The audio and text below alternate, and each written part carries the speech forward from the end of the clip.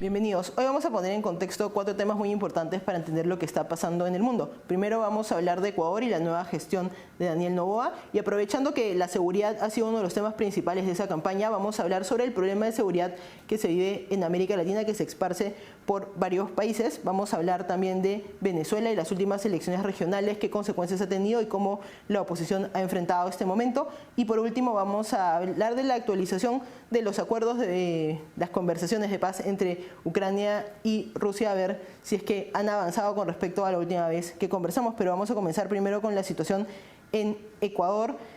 Hace unas semanas ganó la elección Daniel Noboa, ha juramentado hace poco y comienza un periodo completo. Hay que recordar que él fue elegido para completar el periodo de Guillermo Lasso la última vez, ha sido reelegido y sus principales propuestas de campaña son dos. Primero, restablecer el orden en Ecuador, que ya, digamos, atacar la ola de criminalidad que vive ese país, y por otro lado también ayudar a mejorar la economía ecuatoriana, muy golpeada por varios años de socialismo y de políticas cuasi chavistas. También hay que tener en cuenta que para lograr ganar la presidencia tuvo que ganarle a Luisa González, la candidata del correísmo, que fue bastante más complicado de lo que parecía inicialmente, ya que el correísmo todavía sigue siendo una, digamos, corriente política muy importante en ese país. Así que hay que analizar las propuestas que está presentando, por qué llegó a ganar y qué le espera a Ecuador con Daniel Noboa. Y para poder conversar sobre esos temas nos acompaña el director del Instituto Ecuatoriano de Economía Política, Joselo Andrade. Bienvenido, Joselo. Muy buenos días, muchas gracias por la invitación. Para comenzar a analizar lo que va a ser la nueva gestión de Noboa, quería preguntarte si crees que va a cambiar algo el hecho de que ahora se enfrenta a un periodo completo. ¿Crees que la estrategia que ha tenido hasta el momento cambie de tener que haber completado un periodo a enfrentar un gobierno que creo que va a ser hasta el 2029? Bueno, en efecto, yo sí creo que van a haber algunos cambios en el sentido de que ya no se habla de un periodo de transición, ya se cuenta con alguna experiencia, ya se podría reconocer cuáles son algunas de las principales falencias del sector público del Estado ecuatoriano y desde luego, pues es importante que digamos que el presidente cuente o que el gobierno cuente con un tiempo suficiente como para llevar adelante las reformas que consideran necesarias. ¿Cómo crees que ha cambiado en todo caso el contexto de Ecuador cuando asumió Noboa la primera vez y ahora? Bueno, en principio, recuerda que para el gobierno de Guillermo Lasso él venía enfrentando una poderosísima resistencia u oposición que incluso estaba respaldada por organizaciones, yo diría, delictivas, criminales, que financiaron hasta cierto punto la salida repentina del presidente, más allá de que se haya convocado pues a lo que se conoce en Ecuador como muerte cruzada, que es el término anticipado digamos, del periodo de gobierno del presidente Lasso. Ahora, en ese contexto de una reacción, o mejor dicho, de una oposición frontal, agresiva, irascible, incluso hasta sin fundamento, el presidente durante su primer periodo, aunque no es propiamente un primer periodo, se le llama terminar con el periodo anterior, no recuerdo exactamente la frase, lo que hizo de inmediato fue pactar precisamente con los grupos que presionaron a la salida repentina o anticipada del presidente Lasso. En ese sentido, logró ganar tiempo, logró evitar, digamos, mucha de la resistencia potencial a su gobierno y luego con el paso del tiempo también se fue alejando de estos grupos hasta el día de hoy, pues contar con una mayoría en el Congreso que le permite trabajar con relativa tranquilidad, si bien tiene una mayoría que le permite hacer determinados cambios, para otros que son más importantes, pues necesitará contar con un respaldo de algunos de los pocos asambleístas que quedan sueltos, ¿no? Y eso sí va a ser bastante interesante ver cómo lo logra o cómo enfrenta una resistencia tenaz en ese sentido. Y antes de pasar, digamos, a lo que va a hacer su gobierno, quería preguntarte por el hecho de que Noboa ya es la segunda vez, digamos, que derrota al correísmo o al candidato correísta. ¿Cuál crees que es la situación hoy, digamos, de Rafael Correa y de las personas que siguen sus ideas? Bueno, en términos prácticos, digamos, este delincuente que se encuentra en Bélgica, yo creo no va a poder volver a Carondelet, ni tampoco ninguno de sus representantes, en términos, digamos, figurativos, o mejor dicho, descriptivos, la verdad es que han venido perdiendo espacio y incluso ya dentro de los, digamos, de los grupos que pertenecen o son afines a Correa, pues ya se lo tilda de desquiciado, de tipo con problemas psicológicos, se le pide que haga silencio durante las campañas e incluso se le echa gran parte de la culpa de la derrota de Luisa González al mismo, bueno, a este señor, a Correa. Pero por otro lado, digamos, como te menciono, el presidente Noboa, pues yo creo que cuenta con un respaldo importante en el Congreso y en este momento se encuentra ante el timing adecuado para emprender reformas potenciales que podrían mejorar al país. Ahora, la pregunta es si él tiene conciencia de cuáles son esas reformas. Justamente sobre las reformas quería preguntarte porque los dos grandes temas de su campaña seguramente han sido la seguridad y la economía. Y quería comenzar por ese último, por la economía. ¿Qué es lo que se espera de las políticas económicas de Daniel Noboa? Porque en su primer gobierno tan concentrado en el tema de seguridad no quedaba del todo claro por dónde iba a terminar decantándose. Bueno, en realidad una de las grandes promesas de campaña fue ir hacia una asamblea constituyente para eliminar la constitución de Montecristi. Eso es algo que ya no parece estar en la meta del gobierno, por lo menos en lo muy próximo. Su ministro de gobierno salió a pantalla a mencionar que iban a ir por la reforma, pero por la vía digamos, de la Asamblea Nacional, que es el Congreso que tenemos en Ecuador. En cuanto a materia de seguridad, bueno, pues se supone que nosotros estamos, o mejor dicho, se supone que el gobierno está enfrentando de forma importante y dura a este problema. Sin embargo, todavía falta verse resultados. La verdad es que es una situación compleja. Y en cuanto a lo económico, en realidad no ha habido ninguna operación importante o de envergadura que nos permita visualizar cómo se van a desarrollar las cosas. Sin embargo, tengo que reconocer que al menos en el discurso de posesión o digamos, de este nuevo mandato que está asumiendo, sí comentó algo que me pareció bastante interesante o bastante importante, y que es que durante estos próximos 4 años vamos a ir por más acuerdos comerciales. Y suponiendo que por lo menos ese tipo de temas se cumplan, pues estamos digamos, un norte adecuado, al menos en esa materia. Y uno de los temas también en cuanto al desarrollo económico en los que ha hecho más hincapié es en el tema del desarrollo energético de Ecuador. ¿Cuál es el problema que tiene Ecuador hoy con el tema de la energía y qué es lo que está planteando Noboa para cambiarlo? Bueno, lo que pasa es que con el énfasis, yo te diría que no justificado, de ir por energías renovables para el funcionamiento de nuestro sistema eléctrico, se ha depositado o se ha concentrado mucho en la capacidad digamos, de generación de energía para el Ecuador en fuentes hidroeléctricas que en determinados momentos tienen momentos digamos, de sequía o de estiaje, como le dicen. Entonces, cuando hay poca cantidad de agua en el sector donde se encuentran esas hidroeléctricas, el Ecuador sufre problemas importantes. Y en ese sentido, pues hay algunas cosas que hacer. Una, diversificar el tipo digamos, de fuentes energéticas que pueden suministrar energía al Ecuador.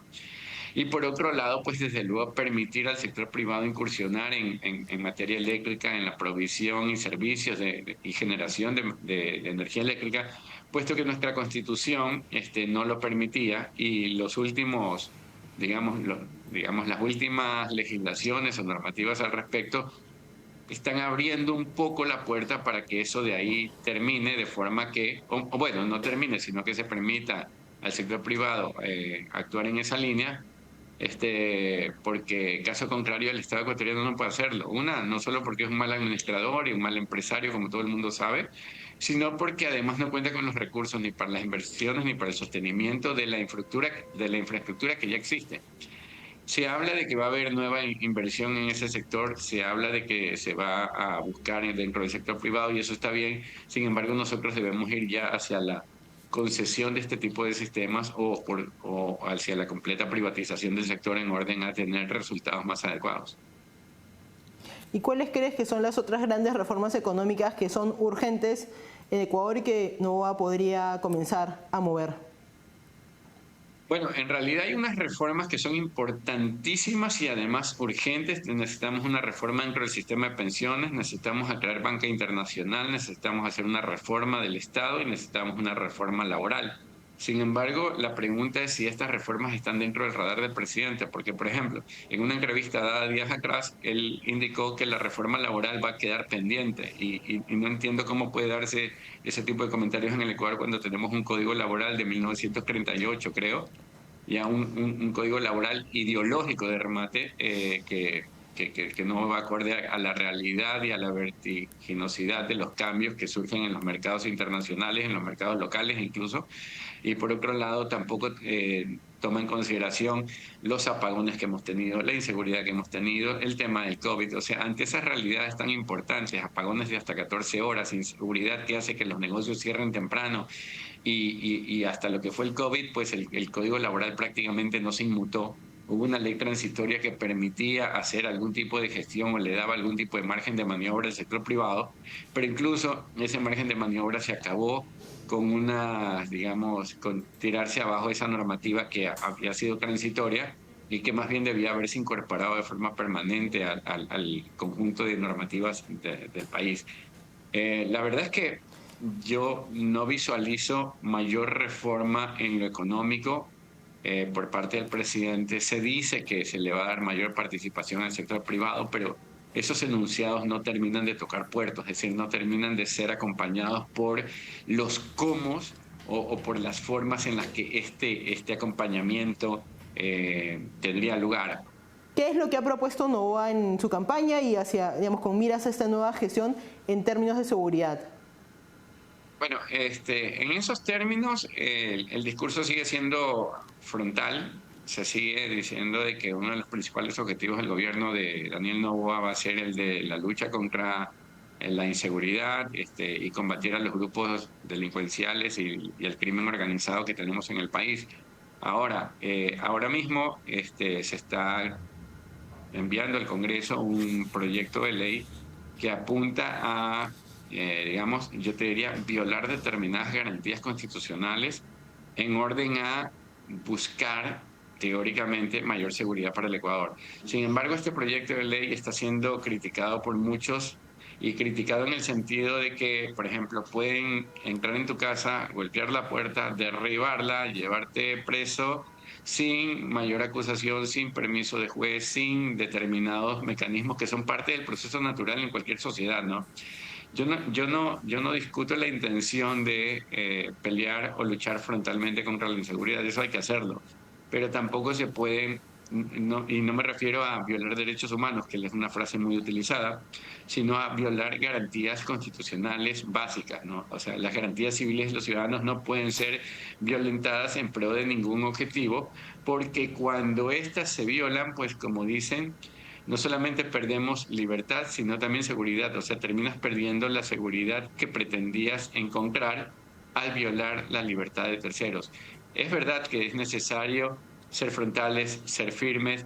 Es verdad que hay que tener mano dura con la criminalidad. Es verdad que la gente está cansada, pero debemos encontrar mecanismos que, sin vulnerar los derechos de quienes son honestos, de quienes trabajan todos los días y buscan el pan para su casa de manera honesta, puedan, digamos, ser efectivos para nuestra economía, para nuestra sociedad. Pero bueno, es necesario trabajar muchísimo en ese sentido porque el problema es muy complejo. En Ecuador ya hay no solamente grupos organizados delincuenciales que manejan drogas o tienen tomados ciertos sectores del Ecuador, o casi todos, sino que ya operan con carteles mexicanos. Entonces ya estamos hablando de unas mafias muy poderosas. No, y además creo que queda claro que Noboa tiene que hilar fino en términos de lo que puede impulsar y también políticamente tiene que tener bastante cuidado porque debe tener muy cercano el recuerdo de Guillermo Lasso y esta muerte cruzada que lo forzó fuera del gobierno. Y una cosa es tener un gobierno de transición corto y otra cosa es enfrentar un periodo completo. Así que tiene varios retos por delante el presidente de Ecuador. Muchas gracias por acompañarnos, Joselo. Muchas gracias a ti. Vamos a una pausa y volvemos.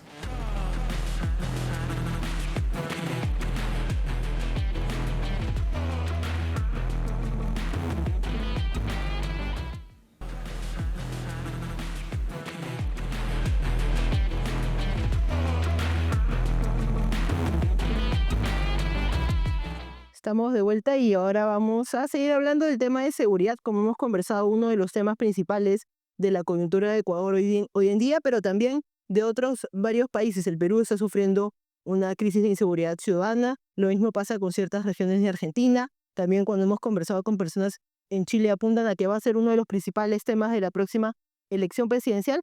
Y creo que hay que analizar cuáles pueden ser los factores que tienen que ver con esto. En primer lugar, el surgimiento de las economías ilegales y de la influencia que están teniendo alrededor del poder político, y también por otro lado el surgimiento y el fortalecimiento de ciertos grupos criminales transnacionales como por ejemplo el Tren de Aragua. Así que hay bastante que analizar para entender por qué nuestra parte del mundo está pasando por una crisis de seguridad tan fuerte que se viene repitiendo en varios lugares. Y para conversar sobre esos temas y poder analizar las consecuencias y las causas de esta situación, nos acompaña el representante en el Perú de la Red de Expertos y Analistas Latinoamericanos Real, Abraham Lescano. Bienvenido, Abraham. Muy buenos días, Araceli, muy amable, gracias por la invitación y gustoso estar en tu programa y un saludo también a todos tus seguidores. Tal vez podemos comenzar con Ecuador, que es un poco de lo que hemos venido hablando. ¿Cómo evalúas tú la gestión hasta el momento de Noboa en términos de seguridad? ¿Y por qué crees que ha terminado siendo tan grave y no han podido, digamos, abordarlo antes? Mira, yo tuve la suerte de trabajar un par de años en Quito, estuve el año 2016 y 17 y realmente una ciudad sumamente tranquila, ¿no? Evidentemente el tema del narcotráfico, Ecuador no es un país productor de drogas, pero sí era una zona de paso. Y yo creo que por tiempo el crimen organizado se fue organizando soterradamente y finalmente desencadenó su ilícito accionar el año pasado, ¿no?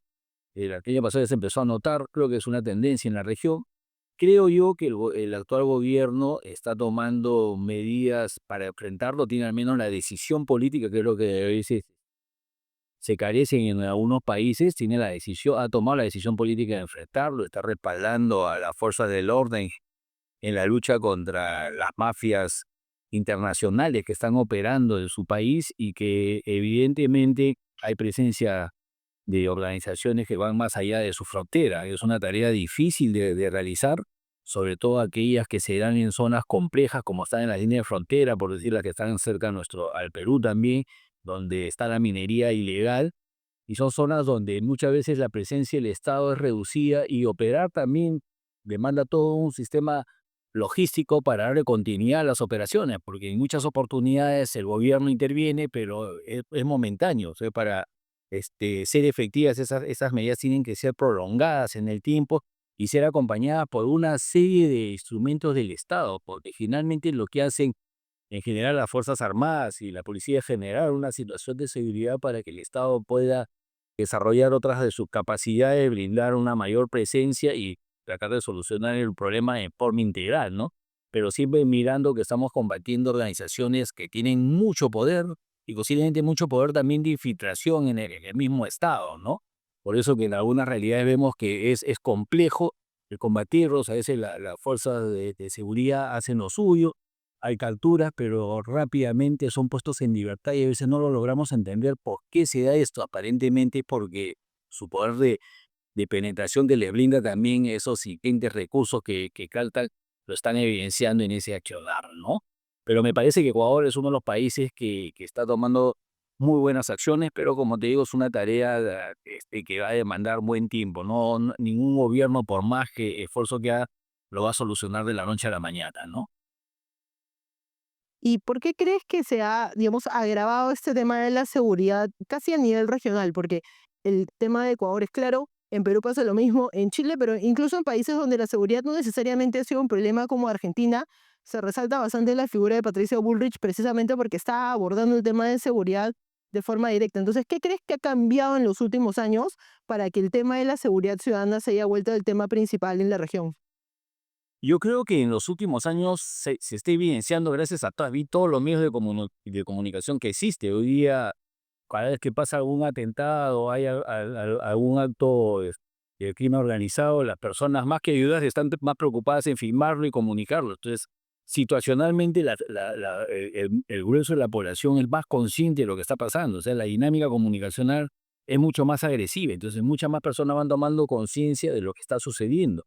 Yo esto del crimen organizado no creo que haya nacido en los últimos meses, ¿no? Eso tiene años, ¿no? Por decir, cuando vemos en el caso del Perú, basta todos aquellos que han volado en alguna oportunidad por Madre de Dios, y la deforestación que tienen grandes áreas de terreno por la minería ilegal es evidente desde hace muchos años. Hace muchos años. Entonces, por algo no se ha querido hacer nada, por desconocimiento, porque el Estado le ha dado otras prioridades, pero yo creo que hoy día, con todo lo que estamos viendo, porque la violencia que se está generalizando cada día es más radical, ¿no? Vemos todos los días en los medios asesinatos. Hoy día, por robarle un celular a una persona, tranquilamente la pueden asesinar, como si no la vida no valiera nada, y genera también una sensación, porque esto está creciendo, que hubiera una inacción por parte de nuestras autoridades, ¿no? Es un tema complejo. Es más, yo estoy seguro que este y el otro año, que son años electorales, aquí en nuestra región, uno de los puntos de todos los candidatos políticos tendría que ser necesariamente la seguridad, ¿no? Esa seguridad ciudadana que tanto se demanda, y que evidentemente va por un tema que no abarca solamente la realidad propia de un país, sino de la región, ¿no? Cuando sucedió cuando tú has comenzado el programa hablando de Ecuador, cuando sucede lo de Ecuador, en realidad inmediatamente activa las alarmas en los países de la región en general, y particularmente de Colombia y Perú, que limitamos, tenemos fronteras compartidas, ¿no? Entonces la transición de estas organizaciones criminales, sufre un efecto globo. Yo presiono en mi país y tiene que seguir operando, y posiblemente se vayan trasladando a otros países o van incrementando su accionar en otros, ¿no? Mientras que van buscando las soluciones para seguir operando en lo suyo, ¿no? Es un tema por demás, como le dije, sumamente complejo, que me demanda una respuesta integral por parte del Estado y de la comunidad internacional, ¿no? Y también creo que otro tema importante es la presencia de estos grupos criminales transnacionales. Por ejemplo, el Tren de Aragua. Quería preguntarte por esto porque, digamos, ¿cómo crees que hemos llegado a esta situación en la cual estos grupos han logrado terminar operando en tantos países de forma interconectada? Lo que sucede hoy día también, este proceso de globalización, integración e interdependencia que está caracterizando al mundo, permite que nuestras fronteras cada día sean más porosas, ¿no? Entonces, el tránsito de un país a otro cada día se ha ido facilitando. Y cuando comienza el movimiento migratorio en la región, particularmente ahora el de Venezuela, porque mucho se habla de los venezolanos, hay que ser honestos y justos también, que en algún momento ha sido lo contrario. Y en el Perú, en algún momento, más bien la gente migraba, por decir, a Caracas, o migraba a Buenos Aires. Entonces son momentos. Hoy día le ha tocado, lamentablemente por la situación política que vive el país, a Venezuela. Pero lo cierto está que en esos movimientos migratorios, no todos los que han cruzado la frontera son gente que está buscando un mejor vivir. Hay muchos de ellos que vienen de organizaciones criminales. Y bien, también en algunos países que tienen políticas débiles, las condiciones perfectas para operar. Los gobiernos débiles fomentan evidentemente el crimen organizado y todos los ilícitos, ¿no? Si no, no hubiera esa transición a otros estados. El año pasado, si no me equivoco, en Chile se incrementaron algunas medidas contra las organizaciones criminales, e inmediatamente muchos nuevamente retornaron al Perú, ¿no? Entonces es evidente que van buscando países o realidades que le permita actuar impunemente. El Tren de Aragua, es evidente que está actuando en toda la región. Es más, se habla también que tenía ya presencia en Estados Unidos. Son organizaciones del crimen transnacional, ¿no? Que mueven miles de millones de dólares. Entonces tienen mucha más capacidad de maniobra, de movilización, de armarse, y empiezan a funcionar como una especie también de franquicia, ¿no? Voy vendiendo el nombre también a otras organizaciones criminales para que se suben a esas organizaciones, lo cual lo hace mucho más complejo. Y finalmente, cuando los gobiernos no actúan de forma decidida, yo creo que lo que se nos viene puede ser un escenario mucho más complicado, porque algunos empresarios, inclusive en algunas comunidades, la misma población se va a empezar a organizar para buscar justicia su propia mano, y podría generar mucha más violencia de la que ya existe. Entonces, y se demanda una respuesta inmediata por parte del Estado y en general de la comunidad internacional, ¿no? Ya las agencias de inteligencia de nuestros países tienen que necesariamente intercambiar mucha información de inteligencia para caracterizar e identificar a todas estas organizaciones que aparentemente estuvieran actuando con mucha impunidad, ¿no? O mucha libertad en la región. hemos hablado de los grupos transnacionales, hemos hablado también del tema de las economías ilegales, habría que hablar también del cuidado de las fronteras, que en varios países es bastante deficiente y que justamente permite eso, estas olas de migración descontroladas por un lado y también el tráfico ilegal de minerales por otro, y eso también tiene un impacto importante en la seguridad. Seguramente podemos hablar de eso en otro momento. Muchas gracias por acompañarnos, Abraham. No, gracias a ti, muy amable. Vamos a una pausa y volvemos.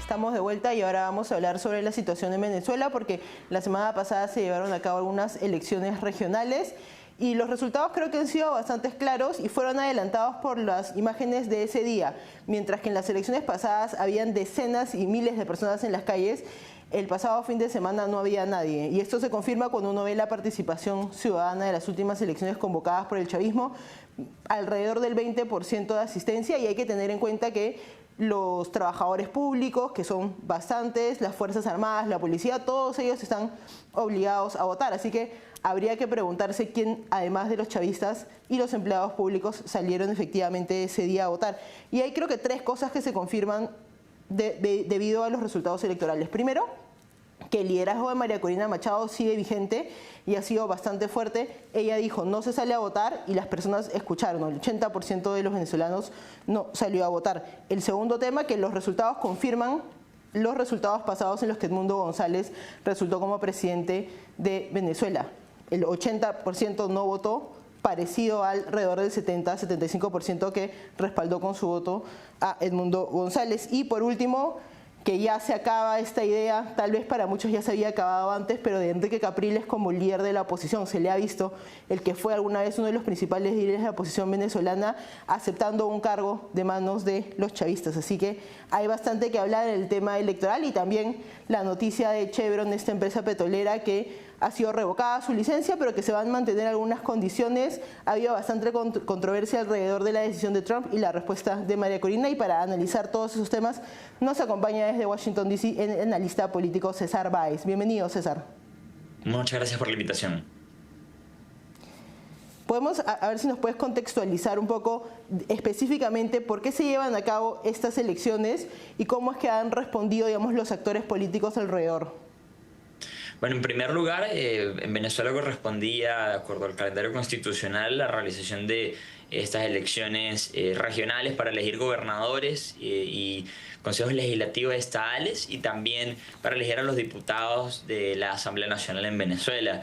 Ahora, el chavismo adelantó esta elección lo más rápido y lo más pronto posible para poder de alguna manera consolidar su acción, su estrategia de pasar página del pasado 28 de julio, donde Edmundo González fue electo mayoritariamente presidente de Venezuela. De hecho, es tan fuerte este cambio en el calendario electoral que los diputados y los gobernadores que fueron, entre comillas, electos, o mejor dicho, asignados el pasado domingo, tendrán que esperar aproximadamente 6 o 7 meses para realmente tomar posesión del cargo, una cantidad de tiempo inimaginable. Pero lo que busca el régimen con esto es de alguna manera convencer a sectores de la oposición que buscan intereses personales por encima de la lucha por la libertad en Venezuela, de tener un espacio político asignado nuevamente y de alguna manera continuar con esa fachada democrática que el chavismo se esmera en vender. ¿Y cómo evalúas en este caso el rol de María Corina? Porque después de los resultados electorales, después de que Edmundo González no logró juramentar, voces cercanas al chavismo comenzaron a atacar su liderazgo, señalando que había perdido fuerza, que ni siquiera estaba en Venezuela, y lo que hemos visto en los resultados muestra que todavía mantiene un liderazgo bastante fuerte. ¿Por qué crees que los venezolanos siguen confiando en ella? Sí, por una parte, para los venezolanos es entendible que María Corina Machado es un actor político confiable y representativo. Me refiero a que es un actor político que, a diferencia de liderazgos anteriores de la oposición, no busca un acuerdo, no busca una negociación para acomodarse en el sistema, para acomodarse en el poder, compartiendo espacios con el chavismo, mientras Nicolás Maduro sigue en Miraflores, sino que es una líder de oposición que realmente busca la libertad de Venezuela, consolidar una transición democrática, y ese ha sido el respaldo. El llamado de María Corina fue a no participar y a seguir aferrándose a cobrar el resultado del 28 de julio, pero al mismo tiempo también hay que entender de que desde hace al menos una década la posición del votante venezolano por defecto es no participar, es abstenerse en elecciones, porque el chavismo ha despojado de todo sentido y de toda definición el derecho al voto en Venezuela. Entonces María Corina, para el 28 de julio del año pasado, donde nuevamente Edmundo González fue electo presidente de Venezuela, tuvo que convencer a la mayoría de venezolanos de participar en ese proceso electoral, de que tenía sentido y que nos acercaba a una transición. Así que por una parte no es muy difícil convocar a los venezolanos a la abstención, y creo que el gran reto de María Corina es pasar de este momento en el que dio a entender qué es lo que no se debe hacer, a pasar a un momento de acción, de proponer al pueblo venezolano cuál es la ruta para acercarnos a la transición. Y justamente hablando de estos otros líderes de la oposición que tenía Venezuela antes, quería preguntarte por Enrique Capriles, porque desde fuera de Venezuela puede sorprender bastante que tal vez una de las personas más reconocidas como parte de la oposición hoy esté recibiendo un cargo de manos de actores chavistas. ¿Qué es lo que ha pasado con Enrique Capriles y cómo ha terminado en esta posición?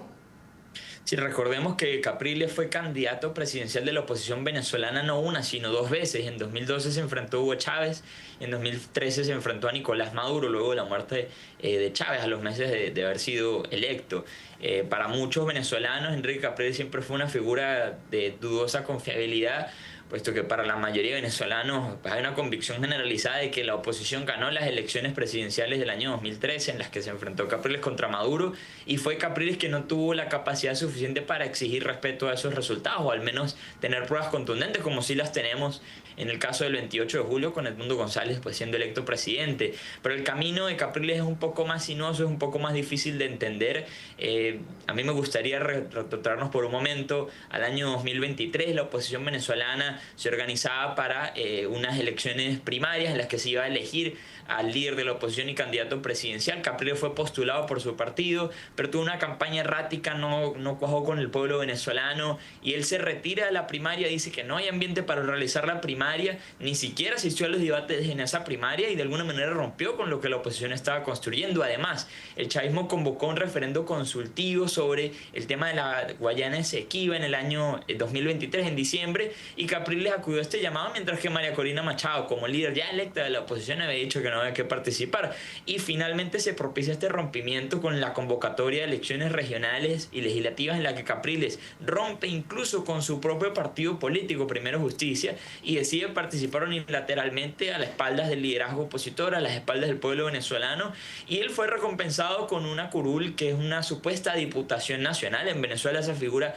no existe en la Constitución. Los diputados son representantes de los estados, de las entidades federales, y a Capriles se le asignó una curul bajo una negociación en la que fue habilitado misteriosamente, dudosamente, porque sobre él pesaba una inhabilitación política, y ahora lo vemos bien haciendo política, digamos, desde ese sector pro sistema, pro estabilización, gracias a Maduro.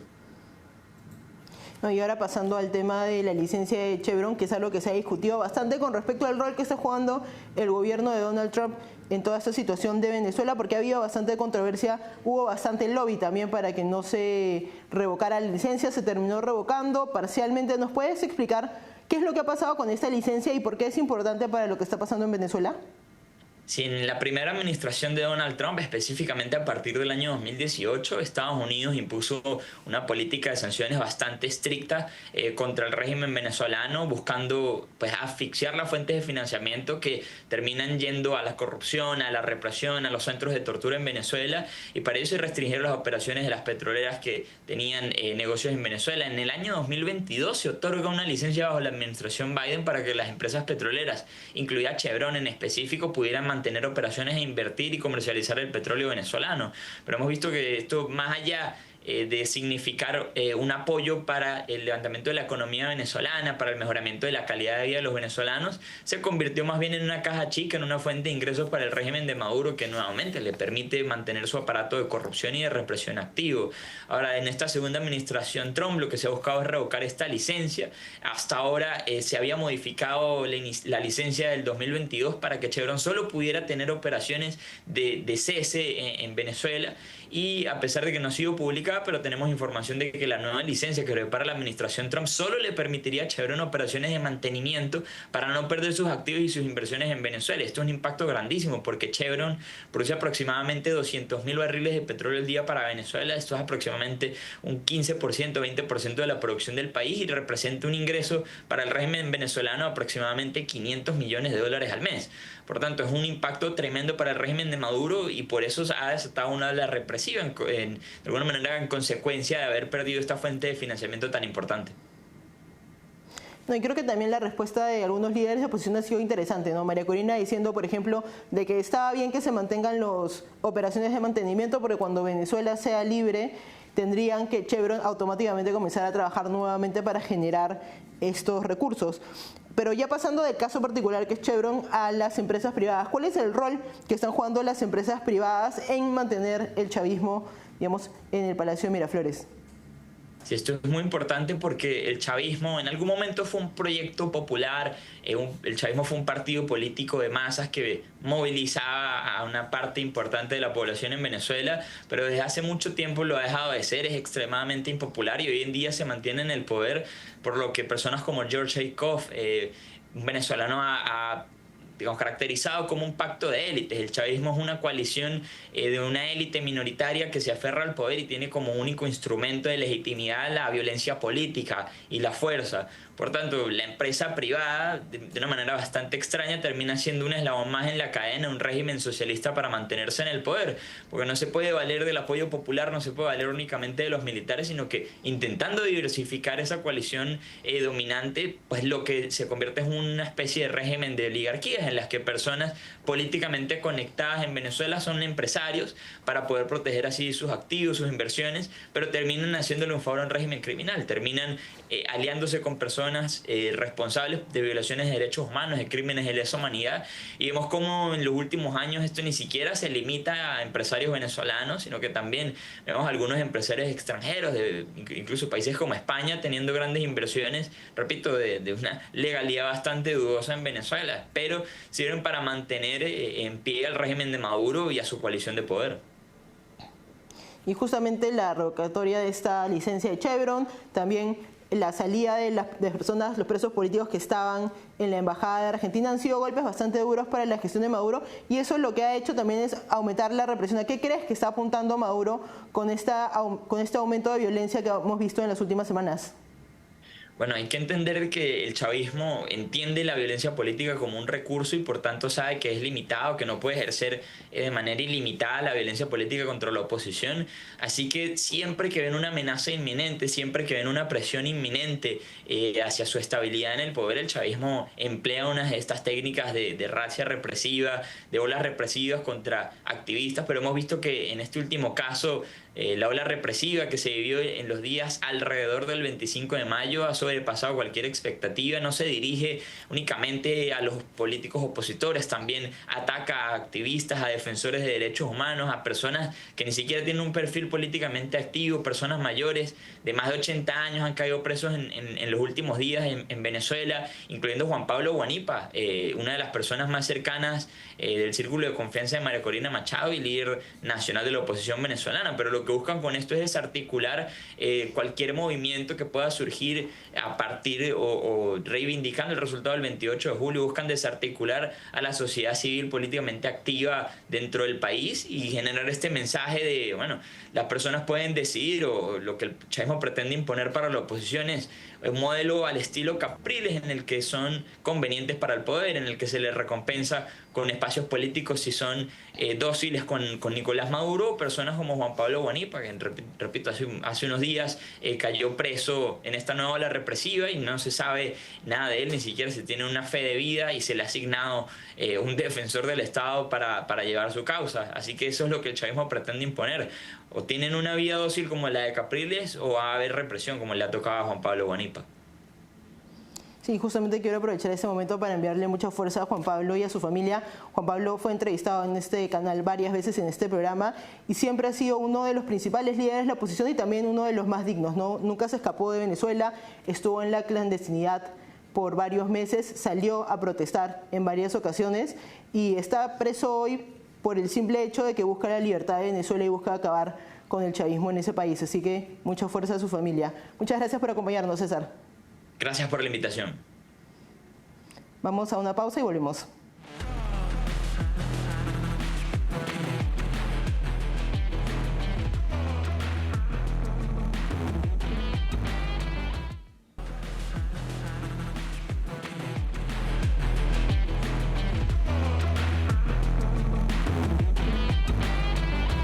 Estamos de vuelta y ahora vamos a hablar sobre la situación entre Rusia y Ucrania. Venimos hablando bastante de este tema porque hay varias idas y venidas en lo que es el intento de comenzar las conversaciones de paz o por un posible alto al fuego. En las últimas semanas lo que ha venido pasando es de que comenzaron estas conversaciones a las que no terminó yendo ninguno de los líderes ni de Ucrania ni de Rusia. Se está hablando de la posibilidad de un alto al fuego. Lo que ha terminado ocurriendo es que Rusia ha comenzado a intensificar los bombardeos en Ucrania. Esto ha generado también una respuesta por parte de los Estados Unidos, que es tal vez el principal interesado en acabar con este conflicto.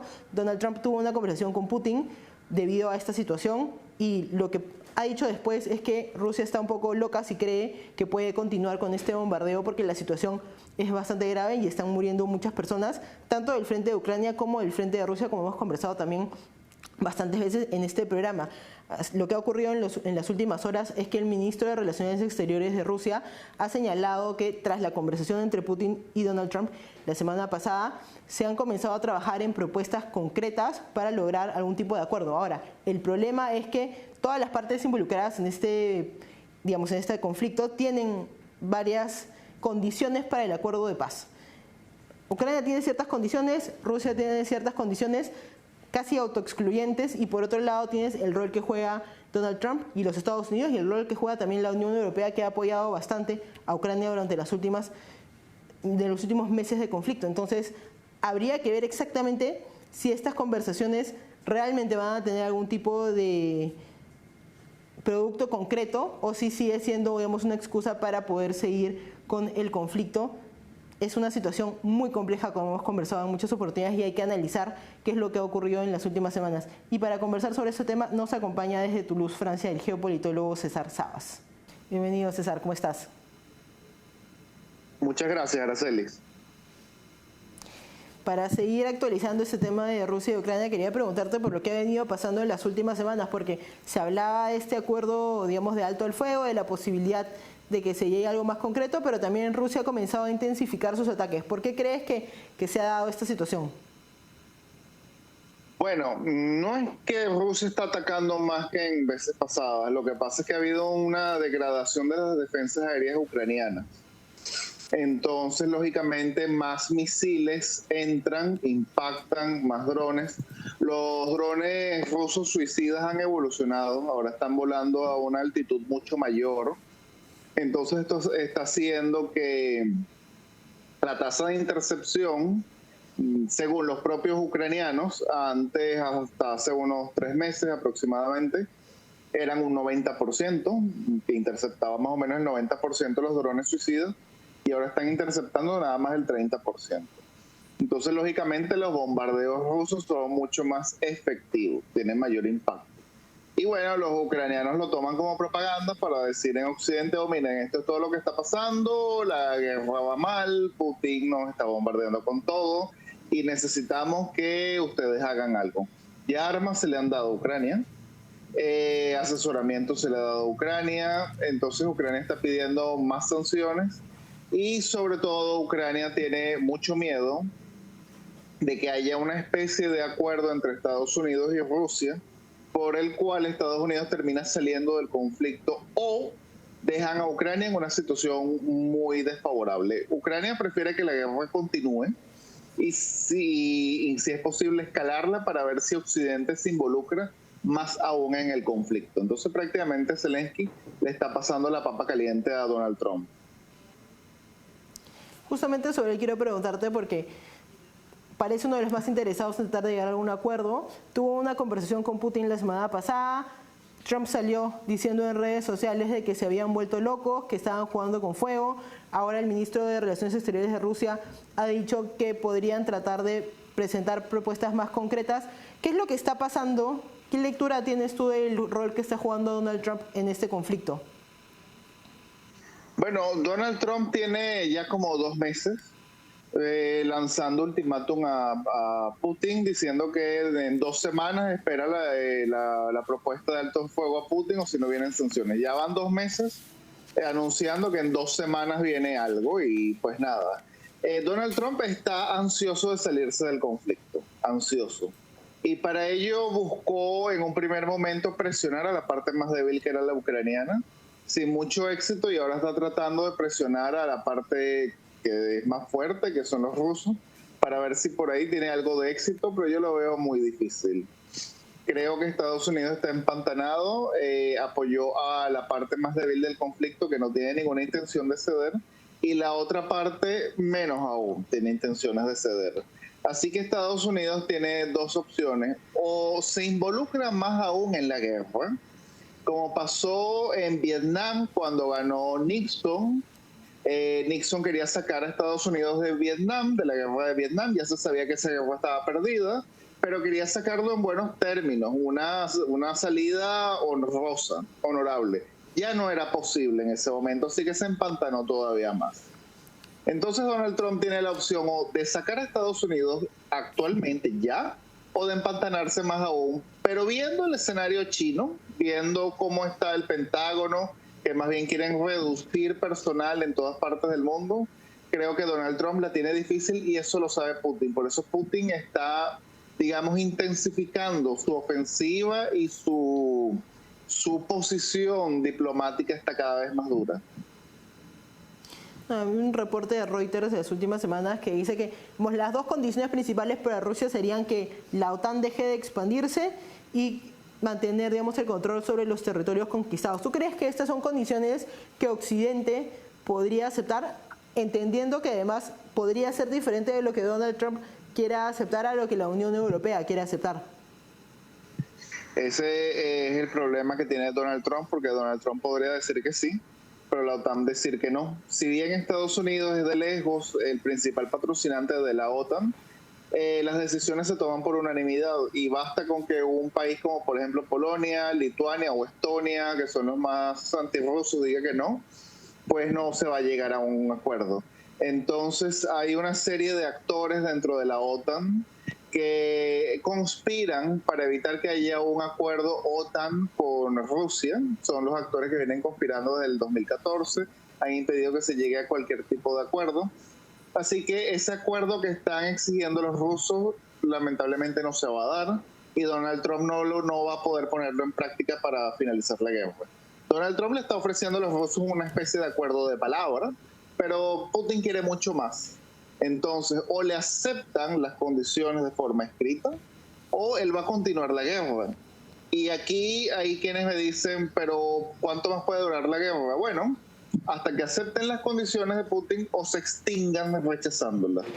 Es muy duro lo que está sucediendo, pero en vista de lo que estamos viendo, la guerra va a continuar. Justamente para analizar, digamos, cuánto más puede durar la guerra, el componente económico siempre ha sido uno de los más importantes. Cuando comenzó este conflicto, se esperaba, tal vez desde la parte rusa, que Ucrania caiga más rápido. El apoyo europeo a Ucrania y, digamos, todo Occidente ha sido bastante importante. Y el problema económico también lo ha podido tener Rusia, ¿no? Que en algún momento, cuando era la Unión Soviética, justamente ese fue uno de los métodos de Occidente para lograr, digamos, acabar con la Unión Soviética, el poder drenar recursos a través de pequeños conflictos alrededor de la región. Y quería preguntarte por ese tema, porque se habla mucho de que Putin ha cambiado la estrategia económica, que ha cambiado la forma de la economía rusa para poder, digamos, mantener esta guerra. ¿Ese ha sido el caso? ¿Y tú crees que a Rusia le conviene prolongar la guerra o no? Sí, ha habido un cambio geopolítico de Rusia. Primero, que ya Occidente no es lo que era antes. La economía del mundo era única y exclusivamente occidental, y si acaso algunos otros. Hoy en día está muy descentralizada la economía mundial. Entonces Rusia, negociando con India, con China, con los países del sudeste asiático, tiene un gran mercado, inclusive del Medio Oriente. Incluso podemos hablar de países africanos que le compran armamento ruso a cambio de recursos naturales. Eso ha servido que la economía rusa se mantenga a flote, y ha hecho que las sanciones occidentales pues no tengan éxito. Por otra parte, el principal activo que tienen los rusos es el petróleo, la venta de petróleo.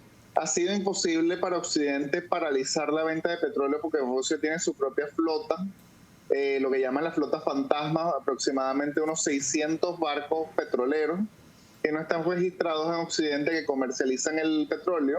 La Unión Europea ha intentado sancionar a estos buques y, digamos, confiscarlos, pero ahora está la Marina, la Armada rusa protegiéndolos y va a abrir fuego si alguien intenta confiscarlo, así que no se puede. Desde ese aspecto, pues la economía rusa ha resistido y a Putin sí le conviene seguir la guerra porque ha hecho que la economía se vuelva en una economía de guerra. Toda la economía está abocada para la guerra, por y para la guerra. Tanto es así que al día de hoy Rusia, solamente Rusia, está produciendo 3 veces más proyectiles de artillería que la Unión Europea y Estados Unidos juntos. O sea, toda la economía rusa está abocada a la guerra. Y la única forma de frenar eso sería eliminando por completo las sanciones para que Rusia se reintegre en la economía occidental y todo este aparataje industrial y profesionales e ingenieros que han movilizado para la industria bélica lo movilicen para otro tipo de economía. Pero viendo que la guerra no cesa, entonces está difícil. Pero desde un punto de vista económico, Putin ha construido una maquinaria de guerra que tiene vida por sí misma. De hecho, recluta una gran cantidad de extranjeros que llegan a su ejército para luchar en Ucrania. Es decir, es una maquinaria de guerra que tiene vida propia y que sigue la guerra y que puede continuar. A diferencia de Ucrania, que es una economía que depende al 100% de la ayuda occidental y algo muy importante, con un reclutamiento menguante. No reclutan la misma cantidad de gente que los rusos. Así que a largo plazo la guerra tiene que decantarse definitivamente por el lado ruso, a no ser que haya una escalada que involucre más a Occidente. En ese contexto justamente se ha hablado bastante del tema del posible rearme de la OTAN. Hay varios países más cercanos a Rusia que están aumentando ese tema militar, están comenzando también a tener una retórica más fuerte en contra de Rusia. Quería preguntarte si crees que es más una forma de tratar de disuadir a Rusia o si crees que alguna parte de esta, digamos, nueva narrativa va un poco más porque realmente creen que el conflicto podría escalar más allá de Ucrania. Hay, digamos, de estos países que se están rearmando, el más importante es Polonia.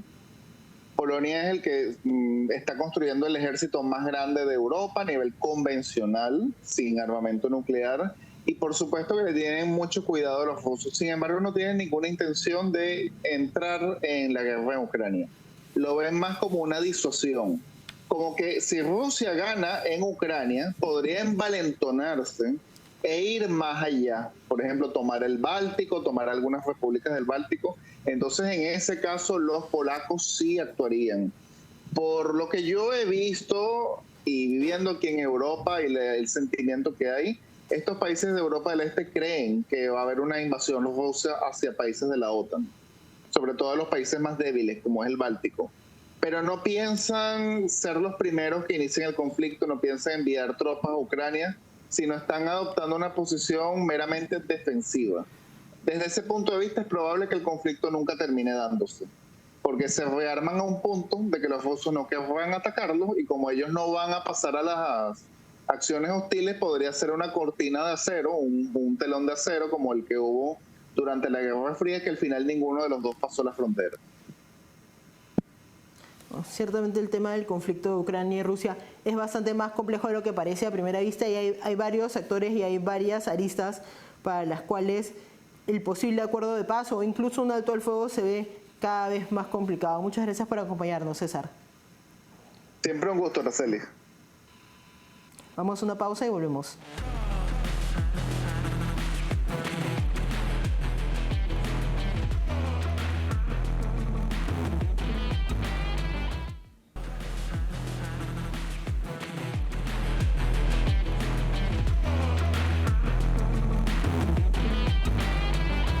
Estamos de vuelta y vamos con la parte final del programa, con las conclusiones, y quiero concentrarme en el tema de seguridad porque es un tema bastante complejo de entender, que tiene muchas aristas y que además afecta a varios países en la región.